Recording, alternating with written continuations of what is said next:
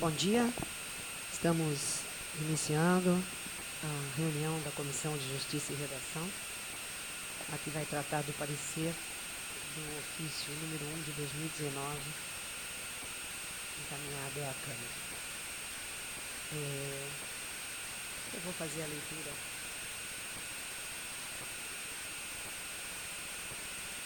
do projeto, do ofício. Em seguida, faremos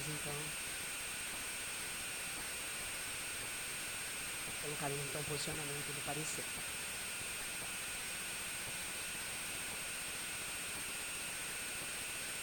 Tenho presente, nos termos do inciso 4º do artigo 57 da Lei Orçamentária, a finalidade de comunicar a Vossa Excelência e nobres pares o veto integral ao projeto de lei do Legislativo número 13 de 2018, que autoriza o Poder Legislativo a contratar e custear planos de saúde para servidores públicos da Câmara Municipal de Dois Coroas, pelas razões abaixo elencadas.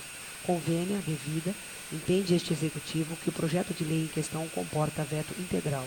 A matéria é bastante controversa em diversos aspectos. No entanto, o entendimento consistente sobre o tema aponta que a despesa que refere o projeto de lei em apreço tem caráter de remuneração. Portanto, possui natureza de salário impondo que a lei concessora seja rigorosa quanto à demonstração do limite de despesas com pessoal previsto no inciso 1º do artigo 29A da Constituição Federal. Outra obrigatoriedade para a edição de lei dessa natureza é que exista autorização específica na Lei de Diretrizes Orçamentárias.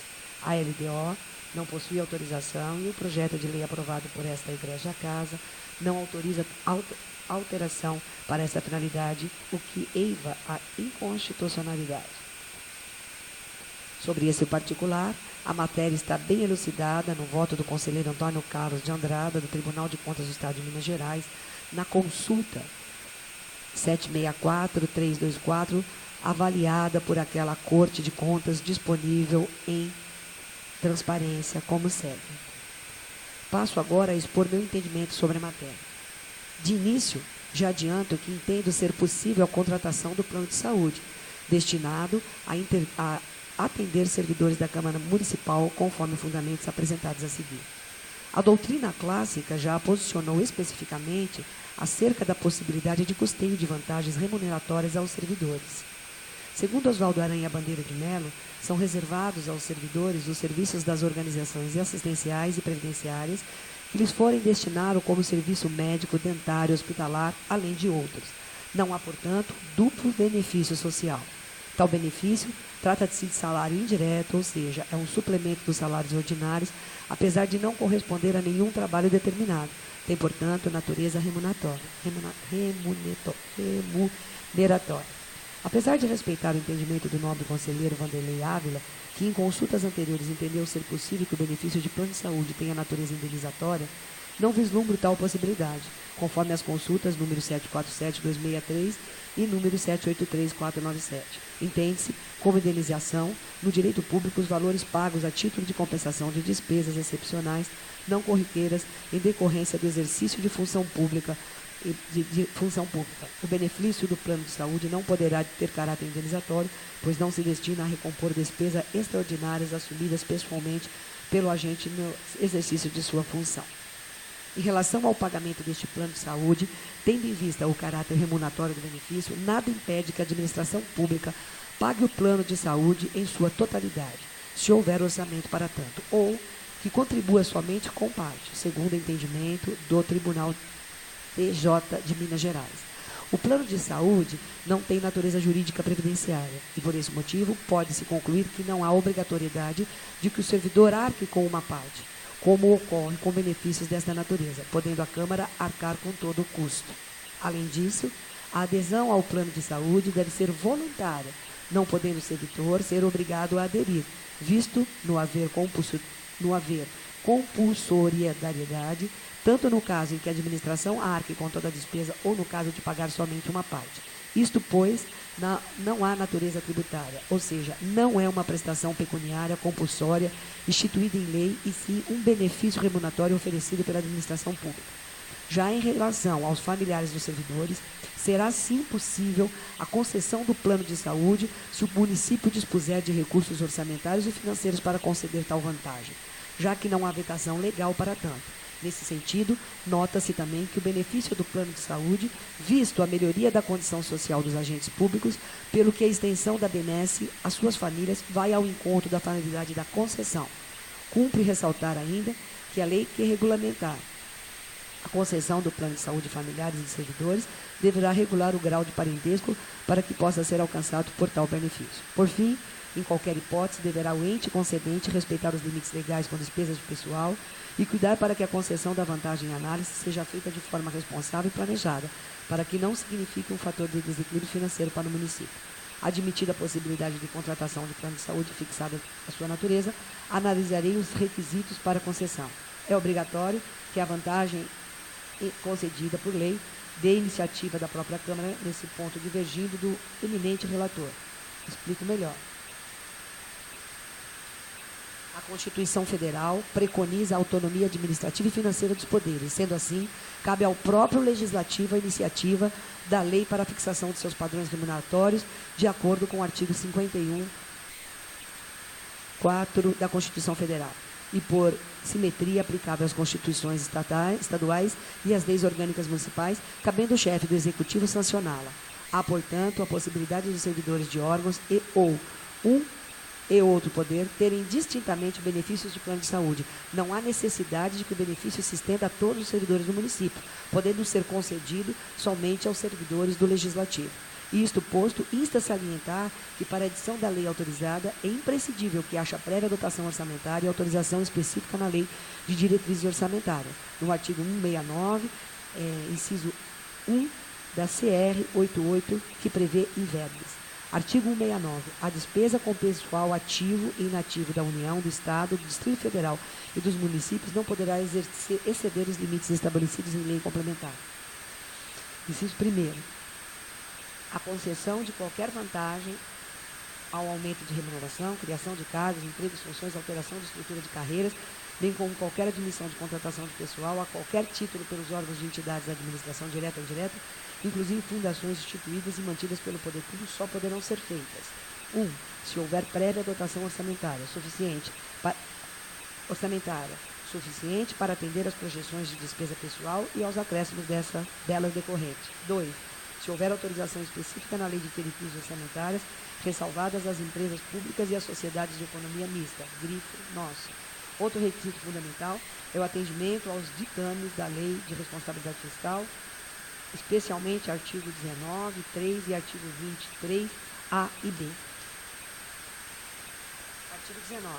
Para os fins do disposto no caput do artigo 169 da Constituição, a despesa total com pessoal em cada período de apuração e em cada ante da federação não poderá exceder as percentuais da receita corrente líquida a seguir discriminada.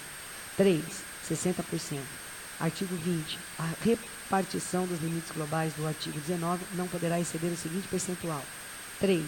Na esfera municipal, 6% para o Legislativo, incluindo o Tribunal de Contas do município, quando houver. B. 54% para o Executivo. Quanto ao Poder Legislativo, há que se observar ainda o disposto no artigo 1º, 29A da CR 88. Artigo 29A. Inciso 1º. A Câmara Municipal não gastará mais de 70% de sua receita de folha de pagamento, incluindo o gasto com subsídio de vereadores.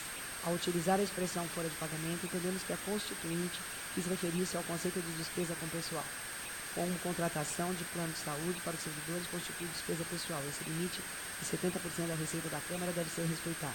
Além de todos esses requisitos, é fundamental observar que o contrato a ser firmado com a administração pública e a empresa de plano de saúde deverá, via de regra, se submeter a um processo licitatório nos termos da Lei 866693, ressalvadas as exceções do artigo 24 e 25.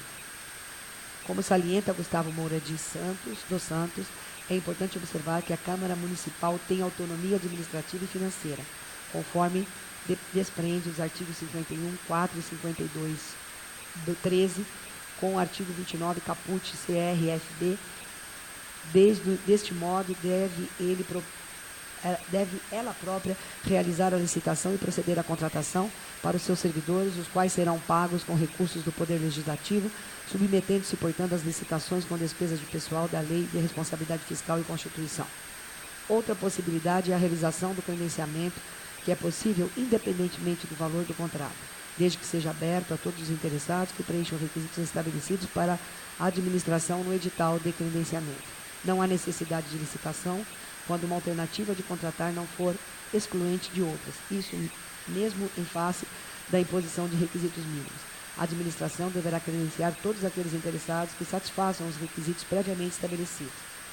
Sua atualização encontra-se condicionada aos princípios que informa a Lei de Licitações e, por ser excepcional, deve ser justificado pelo administrador, ou seja, haverá o credenciamento quando houver inexigibilidade de licitação, por inviabilidade de competição, quando todos os interessados podem realizar o serviço. Os servidores poderão optar por um plano de saúde dentre aqueles prestadores que atenderem às qualificações exigidas no edital.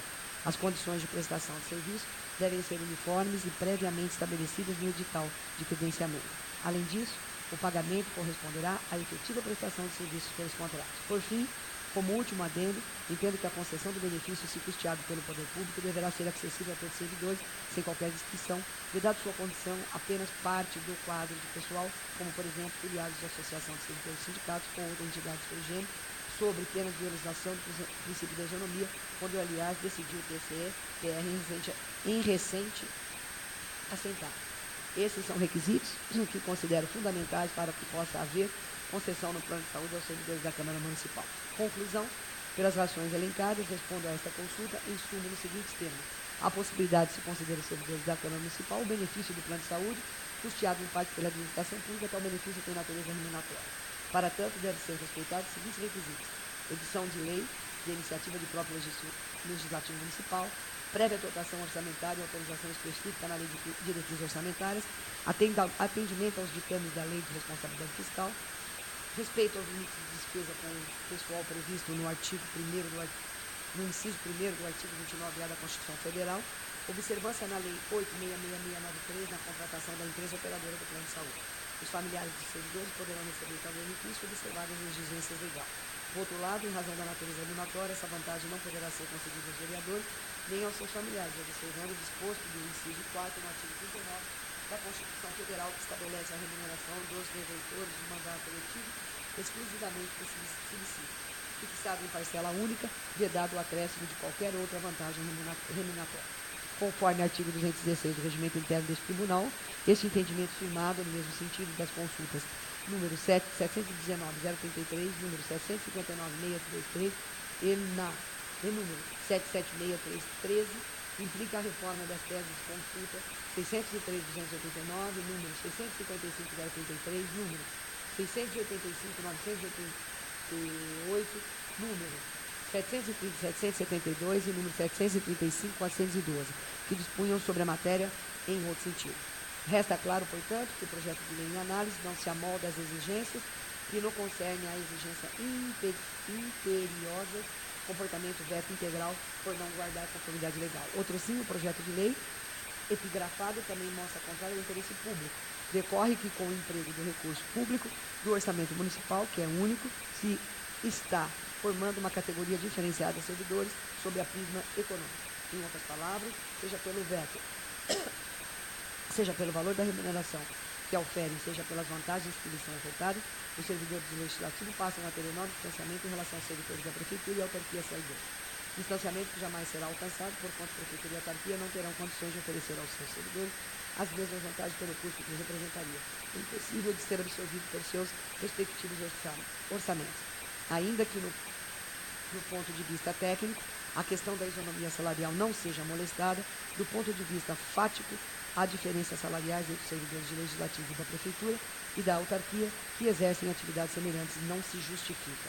E com mais, esse benefício tem caráter salarial e disparidade se torna ainda maior, o que se mostra inadequado, ao contrário do interesse público. Afinal, todos os servidores municipais são prestadores de serviços à população e remunerados por receitas tributárias advindas de um orçamento.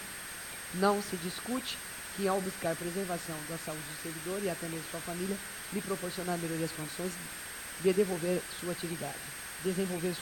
No entanto, à medida em que os recursos do erário não é possível atender a todos os servidores públicos em condição de igualdade, estabelece-se diferenciação imprópria e contrária ao interesse coletivo. Pondera-se, ademais, que entre os servidores que atuam na prefeitura e na autarquia, não há parcela que, natureza das atividades que realiza, está muito mais vulnerável a ter problemas de saúde que aqueles que formam o Poder Legislativo. Estes, porém, jamais poderão ser arquinhoados com equivalentes benefícios pagos com o recurso do erário, pela inviabilidade material do orçamento, que, apesar de segmentado, é único no universo do município. Aqui ressalta-se, na medida em que a arrecadação pública é usada de forma diferenciada para alcançar apenas uma parcela dos servidores, literalmente se avança contra o interesse público. Sublinha-se que os servidores da prefeitura, em especial, têm o plano de saúde contratado com a Unimed, porém integralmente custeado por ele. Plano de saúde que em 5 anos sofreu reajuste próximo de 5%, portanto, muito além da capacidade do pagamento pela recomposição salarial possível do período. Assim, ao chefe do Poder Executivo assistir os servidores da prefeitura abandonando o plano por falta de condições de pagamento e nada pode fazer por falta de recursos incomoda muito. Logo, estabelecer mais essa diferenciação entre servidores municipais se mostra além da possibilidade de assimilação do comando do Poder Executivo.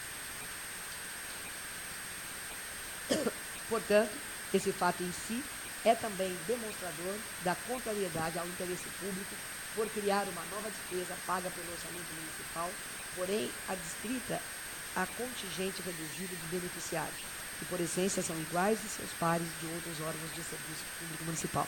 Nesse sentido, a medida pode até desprestigiar o princípio da moralidade, na medida em que claramente ultrapassa o princípio da razoabilidade justamente por conta da lei em privilegiar uma pequena parcela dos servidores municipais em detrimento da maioria de iguais, o que se opõe ao interesse coletivo e, em suma, ao interesse público. Assim, visto do exposto pelas razões elencadas, este Executivo opta pelo veto total do projeto de lei e autoriza o Poder Legislativo a contratar e a custear plano de saúde para os servidores públicos da Câmara Municipal de Dois Pontos, para não guardar conformidade legal na forma do exposto, restando inconstitucional, como também por contrário ao interesse público, nos termos explicitados, cujo comunicado faz por meio deste, reconstituindo a matéria ao exame dessa ilustre Câmara Municipal.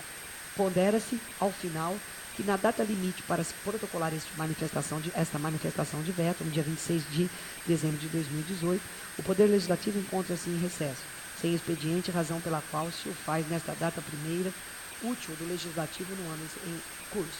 Sem mais, para o momento, apresento protesto de respeito e consideração a Vossa Excelência e aos nobres pares. Assinado Prefeito Municipal Rui Fábio. Tendo lido o ofício, eu peço então ao relator, que neste projeto foi o vereador Dinho Espírito, que faça a leitura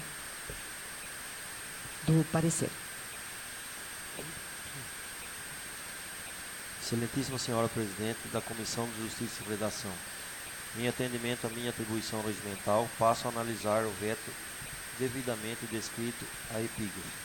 Relatório. Entendeu o excelentíssimo Senhor Prefeito Municipal dever-se vetar totalmente o projeto de lei do Legislativo número 13 de 2018, fundamentando sua posição na inconstitucionalidade da propositura, veto jurídico, bem como na ausência de interesse público, veto político.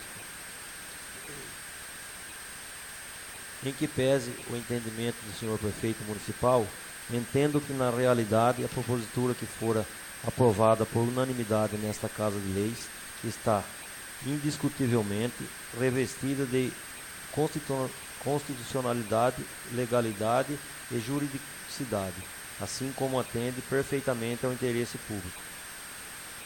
De início, cumpre-se esclarecer que no entendimento que acompanha a corrente majoritária, a verba referente ao plano de saúde tem natureza indenizatória e não remuneratória, como entende o nobre alcaide. Ainda nessa questão, mesmo que se entenda que a natureza da verba referente ao plano de saúde fosse remuneratória, deve ser explícito que existe sim contrariedade ao que diz o senhor prefeito, previsão de dotação orçamentária e autorização na LDO, conforme verifique-se no artigo 24, inciso 1, da Lei nº 4.429, de 13 de setembro de 2018. Além de existir no processo legislativo o estudo do impacto orçamentário, que permite o referido benefício. Em seu veto, o nobre prefeito colacionou julgado do Tribunal de Contas do Estado de Minas Gerais, utilizando o voto do conselheiro Antônio Carlos de Andrade. Entretanto, o próprio julgado apresentado pelo prefeito deixa claro que não existe nenhum empecilho constitucional, legal ou jurídico que permita o acolhimento do veto. Cito por oportuno os seguintes textos contidos no julgado colacionado pelo prefeito. Já em relação aos familiares dos servidores, será sim possível a concessão do plano de saúde familiares dos servidores.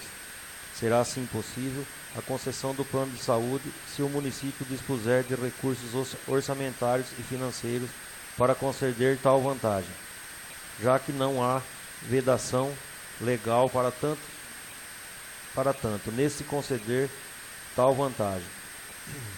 Já aqui não há vedação legal para tanto nesse sentido. Nota-se também que o benefício do plano de saúde visa a melhoria da condição social dos agentes públicos, pelo que a extensão da benesse às suas famílias vão ao encontro da finalidade da concessão. A Constituição Federal preconiza a autonomia administrativa e financeira dos poderes.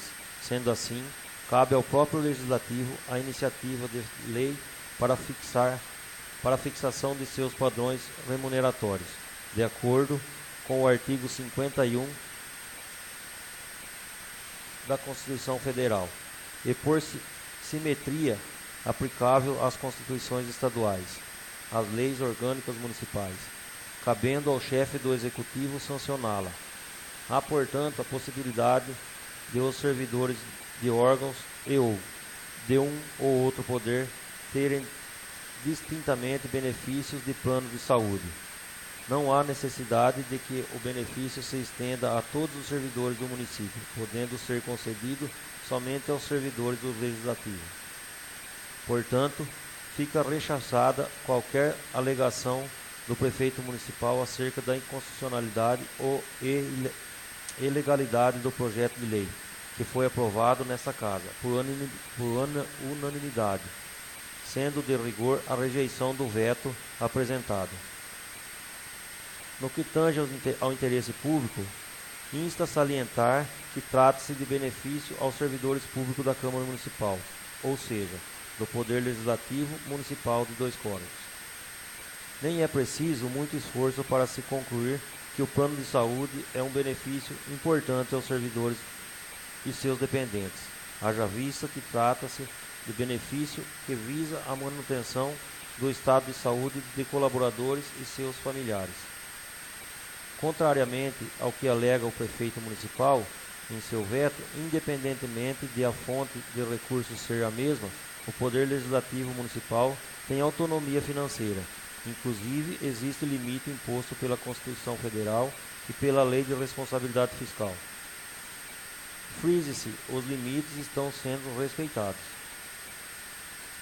É de se indagar, portanto, o seguinte: todas as leis nesse sentido são contrárias ao interesse público.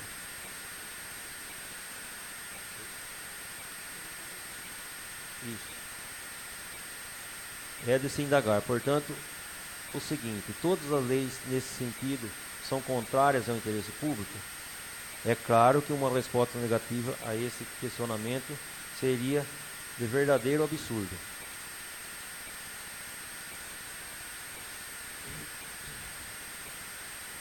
Vamos além. Em recente visita à sede do Tribunal de Contas do Estado de São Paulo, em Bauru, o presidente da Câmara Municipal de Dois Córregos, acompanhado de diretores técnicos, obteve esclarecimentos no sentido de que o projeto de lei aprovado nesta Casa de Leis está em obediência a todos os ditames constitucionais e legais, inclusive Na oportunidade, foi dito que o próprio Tribunal de Contas do Estado de São Paulo disponibiliza aos seus servidores e dependentes auxílio-saúde e plano de saúde. Esta informação, aliás, pode ser conferida na transparência do TCE de São Paulo. Conforme pode ser verificado também no Tribunal de Contas do Estado de São Paulo, ao divulgar o edital do pregão número 4312, traz como objeto a contratação da empresa com registro no ANS, Agência Nacional de Saúde, suplementar especializada na prestação de serviços continuados na área de assistência médica ou seguro-saúde, para a prestação, cobertura de serviços médico hospitalares, no segmentação ambulatorial e hospitalar com obstetria, exames laboratoriais e demais serviços de apoio diagnóstico. Na acomodação, quanto ao individual com banheiro privativo,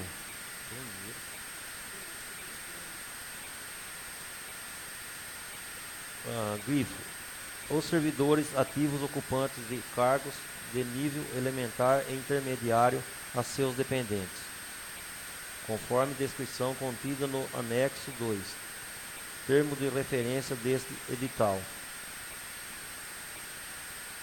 O veto apresentado pelo prefeito, na verdade, parece mais uma tentativa de interferência do chefe do Poder Executivo no Poder Legislativo, o que é vedado pelo Decreto de Lei 201/67, passível de punição. Deixo por hora de mencionar outras questões relacionadas à tentativa de interferência do chefe do Poder Executivo no Poder Legislativo, posto que no veto apresentado não há quaisquer comentário acerca de outras maneiras para tanto. No entanto, ressalto que em reunião com a direção do Sindicato dos Servidores Públicos Municipais de Dois Córregos, bem como em gravação de imagem relativa à Assembleia Extraordinária realizada na entidade sindical, restou de maneira clara grandes indícios de tentativa de interferência ou até mesmo de uma interferência já consumada.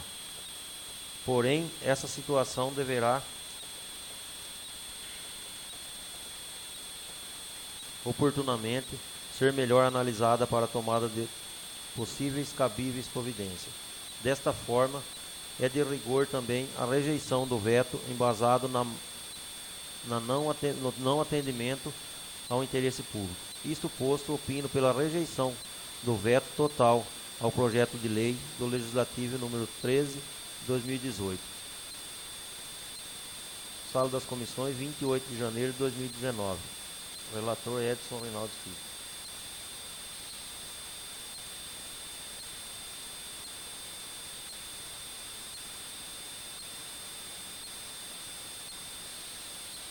Tendo sido lido parecer do relator, vereador Dinho Espírito, abro a palavra, gostaria de se posicionar, Tião. Com a palavra. Bom, no primeiro momento, por se tratar de matéria bem polêmica, eu quero deixar registrado que eu recebi o veto apenas a 1h30 antes da reunião que está acontecendo agora. Então fica difícil de estudar. Também não tive acesso a esse parecer do Tribunal de Contas. E, de primeiro momento, eu não posso acompanhar o voto do relator, porque o relatório sai do campo de análise do projeto e parte para o campo de análise da atitude do prefeito, já quase que preparando para uma inicial de uma ação. Não é esse o intuito da comissão, e sim de ver o mérito do projeto hoje, que seria o mérito do veto. Por isso, o meu voto não pode acompanhar o voto do relator. É divergente ao voto do relator. O senhor apenas não vai assinar, o senhor quer um tempo para fazer o divergente, uns 10 minutos? Não, eu só vou constar voto divergente aí no parecer. Certo. Conforme o vereador Tião está dizendo, né, na verdade, não há esta posição, como ele diz, em relação à ação do prefeito, né? Só se deixou sugerido, nós realmente nos atemos à questão do veto, foi feita análise pelo relator, com apoio do jurídico, em relação à constitucionalidade e legalidade, e também qualquer interferência aí do interesse público. Apenas o relator, ao meu entendimento, deixa claro que, após o parecer, observado essa questão da interferência, poderá ser dada sequência. E ainda cita que nada tendo a ver com esse ofício. Eu gostaria de relatar aqui, deixar relatado, inclusive em ata, todo o desfecho dessa situação. O ano passado, no mês de dezembro, foi votado por unanimidade um projeto que concederia ao funcionário, ao colaborador da Câmara Municipal, um plano de saúde integral e de 50% aos seus familiares. No início desse ano, mais precisamente no dia 2, nós estivemos em reunião no gabinete, a convite de membros do sindicato, onde o prefeito deveria estar fechando um acordo que foi sugerido no ano de 2018 pelo próprio sindicato em relação ao aumento do valor salarial e também ao aumento do vale alimentação. No primeiro momento, a reunião foi apenas com o sindicato. No segundo momento, os vereadores adentraram a sala de reunião e foi colocado determinadas situações. Quando o vereador Tião Mazieiro se posiciona dizendo que o assunto da interferência do prefeito no Poder Legislativo não tem nada a ver com o veto, sim tem, porque se esse posicionamento demorou para ser, talvez alguns dias ou talvez algumas semanas, foi justamente por essa condição colocada pelo prefeito e com testemunhas, né, de que ele precisaria do veto, porque o valor na época, naquele momento, ele dizia que era de R$100 mil do plano de saúde aqui da Câmara, e esse valor, se fosse devolvido, como acontece quando a Câmara não usa no final do ano, ele poderia usar, dando R$10 a mais no Vale Alimentação, que ali teria uma proposta para 420, ele indo para 430. Então, ele colocou uma condição de que, se fosse vetado integralmente aqui na Câmara esse benefício, o valor de 100 mil, ao qual ele dizia naquele momento, voltasse para a Prefeitura, como acontece todo final de ano, quando sobra dinheiro na Câmara, ele usaria esses R$10 para beneficiar no Vale Alimentação. Tendo em vista esse comentário do prefeito, numa reunião na própria, ali no gabinete, trouxemos aqui para a Câmara esse posicionamento, imediatamente entramos em contato com o Bruno, que é o assessor contábil, e ele nos disse que esse valor não era de R$100 mil, que já estava, ele tinha feito um estudo de impacto, contrário do que o prefeito havia dito e diz no veto, nos mostrou essa documentação e disse que o valor, se todos os colaboradores da Câmara adquirissem o plano, seria em torno dos 28 mil. Como nós já sabemos que não vai, esse valor cai para R$26 mil. Imediatamente, chamamos em reunião a mesa diretora, chamou em reunião, o presidente convocou a mesa, inclusive o vereador Dinho, em sessão extraordinária, disse que não foi convocado, mas é porque aí, sim, tinha um apelo para que fosse isso resolvido entre a mesa. O Tião, desculpa. E aí esteve presente o presidente, a primeira secretária, eu não sei qual é a função do senhor Rê, não sei se é Reginaldo, chamam ele de Rê, o pastor Celso, que faz parte da mesa, eu, o assessor do presidente e o presidente.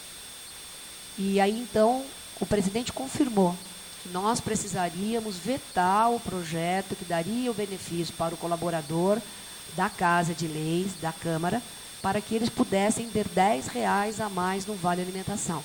E que ele estaria brigando pelos funcionários, porque esses R$10 faria diferença. É lógico que nós, vereadores, não querendo, de forma alguma, fazer qualquer prejuízo ao funcionário público, começamos a estudar de que maneira poderia ser feito, já que o projeto em análise era legal, constitucional, deixaríamos de beneficiar, já que há essa condição, o nosso colaborador aqui da Câmara, mas se o prefeito havia colocado aquela condição. E começamos a estudar.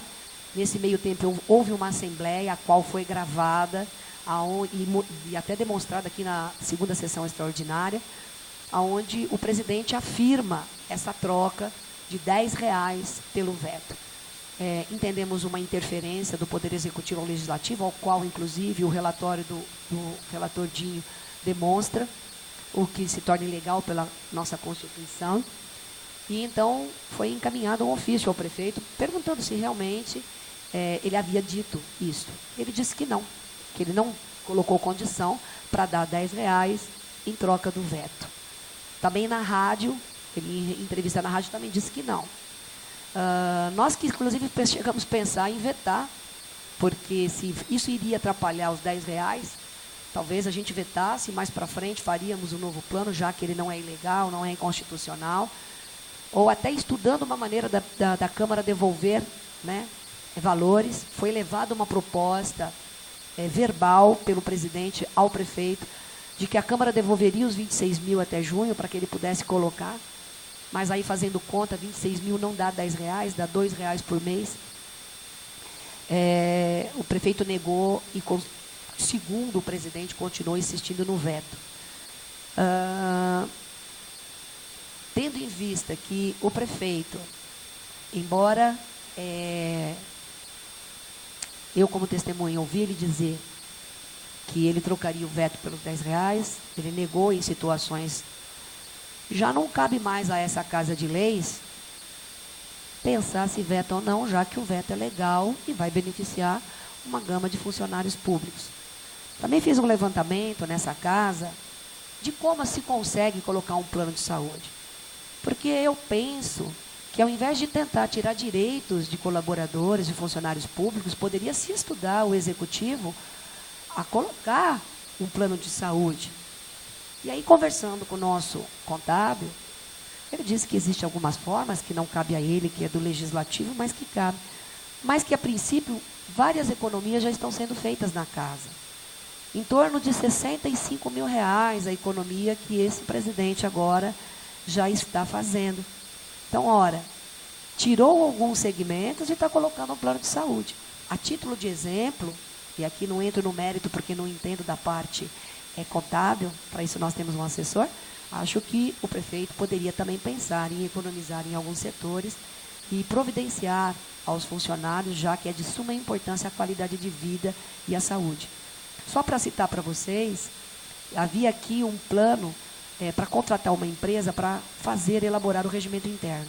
Foi decidido pelo presidente atual fazer uma economia de R$ 7.900 e que o nosso jurídico competente, a princípio, fizesse ou iniciasse esse trabalho. Nós tínhamos também uma assessora contábil que no final do ano acumulava um valor de R$50 mil de gastos. Ela também não mais está sendo necessária essa casa. Um contrato com a UVB de R$5 mil ano, que também foi extinto, somando até aqui 60, aproximadamente, estou falando em valores aproximados, de 62 mil. Havia uma governança no sistema de internet de R$2 mil que passou para R$500. Então, se economizando em alguns setores de não primeira necessidade e que não faz falta no gerenciamento, pode-se sim beneficiar um colaborador que, como todos os outros, tem merecimento, e hoje a gente sabe o sistema de saúde, como anda, né? Então, assim, eu fico muito à vontade de vetar, primeiro porque o veto, por si, como foi lido, já demonstra na jurisprudência que foi pega de Minas Gerais, porque no Tribunal de Contas de São Paulo existe plano de saúde para o colaborador e também para os seus dependentes, que contradiz o próprio veto. Então, tendo tudo isso, eu acompanho o voto do relator, né? E sim, né, eu acho que, diante desses fatos, nós devemos apurar qualquer irregularidade que possa ter havido aí nesse ato de interferência. Então, presidente, acompanha o voto do relator. Meu parecer é favorável ao não veto, à não derrubada do veto. Sendo assim, se alguém mais quiser a palavra, eu finalizo essa reunião. A derrubada do veto, né? Então, a gente é a favor de que o veto seja derrubado, ok?